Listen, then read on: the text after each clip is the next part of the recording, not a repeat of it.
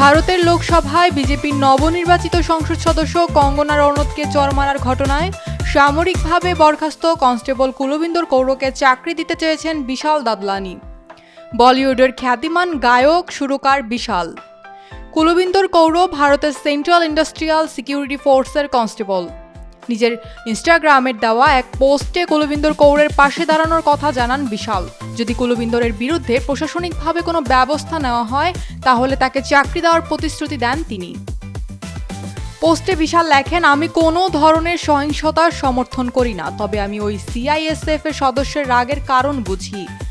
যদি সিআইএসএফ তার কুলবিন্দরের বিরুদ্ধে কোনো ব্যবস্থা নেয় তাহলে আমি এটা নিশ্চিত করতে পারি যে তার চাকরির ব্যবস্থা করা হবে, অবশ্য তিনি যদি সেটা নিতে চান। অভিনেত্রী থেকে রাজনীতিবিদ বনে যাওয়া কঙ্গনা রনৌতকে গত বৃহস্পতিবার চণ্ডীগড় বিমানবন্দরে কুলবিন্দর কৌর চড় মারেন বলে অভিযোগ। এই ঘটনায় কুলবিন্দরকে তাৎক্ষণিকভাবে সামরিক বরখাস্ত করেছে কর্তৃপক্ষ। তাকে আটক করে হেফাজতে নেওয়া হয়েছে, তার বিরুদ্ধে থানায় এফআইআর হয়েছে। ঘটনার তদন্তের নির্দেশ দিয়েছে সিআইএসএফ।